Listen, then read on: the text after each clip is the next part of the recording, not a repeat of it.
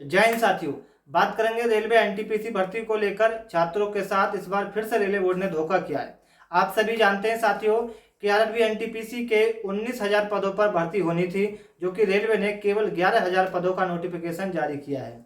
ऐसे में साथियों छात्र बेसब्री से इंतजार कर रहे थे कि भैया 19,000 पद आएंगे, लेकिन फिर से रेलवे बोर्ड ने साथियों रेलवे छात्रों के साथ धोखा दिया और 11,000 पद फिर से रेलवे एनटीपीसी में का नोटिफिकेशन जारी किया। ऐसे में आप सभी को क्या इस बात से साथियों सीख मिलती है कि रेलवे बोर्ड खुद नहीं चाहता कि रेलवे में बड़ी बड़ी भर्तियां हो। रेलवे बोर्ड ने इस बात को बिल्कुल साफ कह दिया है कि रेलवे में हम कोई भी बड़ी भर्ती नहीं करेंगे, केवल भर्ती करेंगे तो टुकड़ी में करेंगे। आपने साथियों एएलपी की भर्ती निकाली, इसमें भी आपने पद कम जारी किए। रेलवे आरपीएफ कांस्टेबल की भर्ती निकाली, उसके भी पद कम जारी किए। रेलवे आरपीएफ एएलपी के पद निकाले असिस्टेंट लोको पायलट के, उसमें भी आपने पदों को कम जारी किया। आज फिर से साथियों एनटीपीसी का नोटिफिकेशन जारी होता है और कहते हैं कि हमने 19,000 की बजाय 11,000 भर्ती करेंगे एनटीपीसी के अंदर।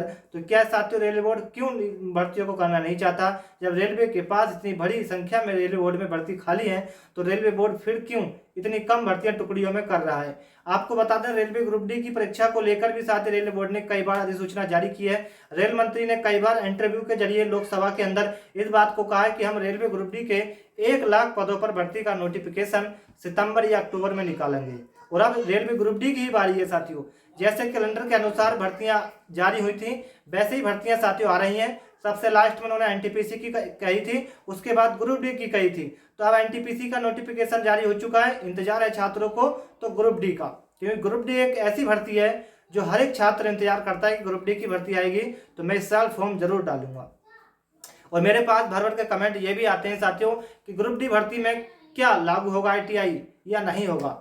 तो प्यारे मित्रों ध्यान से पढ़ लेना, आईटीआई इस बार को कंपलसरी नहीं है कि आपको बिल्कुल। रेलवे बोर्ड ने एक नोटिस के जरिए इस बात को कह दिया है कि रेलवे ग्रुप डी की भर्ती में आईटीआई लागू होगा। इस तरह का कोई भी नोटिस किसी टीचर के पास है, न ही रेलवे बोर्ड के पास है। तो इस बात का वहम मत रखना कि रेलवे ग्रुप डी की भर्ती आएगी तो उसमें आईटीआई लागू होगा। ये बात जब होगी जब नोटिफिकेशन जारी होगा और उसकी योग्यता जारी होगी। अब जब आपने देखा कि एनटीपीसी के अंदर क्या फार्मूला लगाया गया है कि ग्रेजुएशन के छात्र जो है वो अलग से फॉर्म डालेंगे और कक्षा 12 के जो छात्र हैं वो अलग से फॉर्म डालेंगे। बताइए ये कैसा दोस्तों रेलवे बोर्ड खिलवाड़ कर रहा है छात्रों के साथ। एक बार आप सभी छात्र जानते हैं रेलवे अश्विनी वैष्णव जो रेल मिनिस्टर है वर्तमान में, क्या साथियों इस तरीके से रेलवे चला पाएंगे? क्या रेलवे इस तरीके से विकास करेगा? क्या रेलवे में इस तरीके से बेरोजगारी कम होगी? नहीं हो पाएगी, क्योंकि रेलवे बोर्ड इस तरीके से छात्रों के साथ धोखा कर रहा है जिस तरीके से साथियों एक बेरोजगार के साथ होता है। आप सभी जानते हैं कि साथियों सबसे ज्यादा भर्ती करने वाला जो संस्था है साथियों रेलवे बोर्ड है।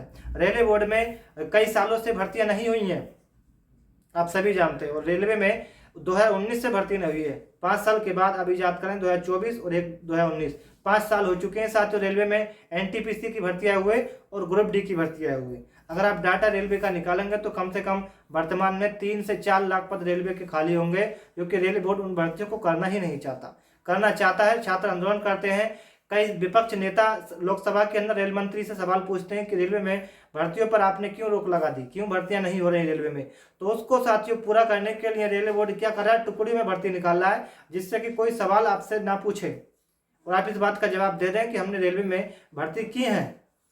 और आप साथियों छोटी मोटी भर्ती का जो डाटा है साथियों रेलवे में गिनवा देते हैं कि हमने 2 लाख भर्ती की, 3 लाख भर्ती की। और आप लोकसभा के अंदर जवाब को कई बार दे चुके हैं कि हमने रेलवे में 3-4 लाख भर्ती कर ली है। और आपने की कितने समय में ये नहीं बताते, आपने 5 साल के अंदर भर्ती की। आज आपका नोटिफिकेशन एनटीपीसी का आता है तो 5 साल के बाद। पिछली बार 2019 में भर्ती आई थी 35,000 और आज घटकर कितनी हो गई 11,000, जो कि अगर आप वर्तमान में डाटा देख पाएंगे तो 30,000 पद रेलवे एनटीपीसी के खाली होंगे। जैसे तो साथियों 5 साल में कोई छात्र रिटायर नहीं होगा, कर्मचारी तो एनटीपीसी के रिटायर भी होंगे, कुछ ने अपनी नौकरी भी छोड़ दी होगी। तो आप उन खाली पदों को क्यों नहीं भर रहे, बताइएगा। क्या आप चाहते हैं कि रेलवे में साथियों 1 लाख ग्रुप डी भर्ती आए? तो आप सभी हमसे जुड़ना, चैनल को सब्सक्राइब कर लेना, क्योंकि अगर रेलवे ग्रुप डी के अंदर 1 लाख से कम भर्ती आई ना तो साथियों फिर से आंदोलन होगा और रेलवे भर्ती को लेकर साथियों हम फिर से आंदोलन करेंगे ट्विटर पर। और सभी छात्र हमारे साथ रहिएगा, क्योंकि हम अपने हक की लड़ाई को लड़ते रहेंगे। आप सभी जानते हैं साथियों अश्विनी वैष्णव जब से रेल मंत्री बने हैं उन्होंने साथियों कोई ऐसी भर्ती प्रक्रिया अच्छे से नहीं की है जिसका दोस्तों उन्हें सराहनीय दी जाए, उनकी प्रशंसा की जाए। आप सभी जानते हैं साथियों कि रेलवे में एक जो प्रक्रिया है, एक सतत प्रक्रिया होती है कि पहले आपका सीबीटी होता है, उसके बाद डॉक्यूमेंट्स वेरिफिकेशन, मेडिकल स्टैंडर्ड, तब जाके आपका दोस्तों कहीं चयन प्रक्रिया पूरी होती है। तो इस तरीके से रेलवे में एक जो प्रक्रिया है वो कंप्यूटर आधारित है, इसमें कोई भी आपके धोखाधड़ी का किस्सा नहीं चलता है। अगर आप रेलवे के छात्र हैं तो हमारे चैनल को जरूर सब्सक्राइब कर देना, ताकि आपको हर एक अपडेट सबसे पहले मिलता रहे। और रेलवे ग्रुप डी छात्रों, आप सभी के लिए बेसब्री का इंतजार कर रहे छात्रों का इंतजार जल्द खत्म होगा।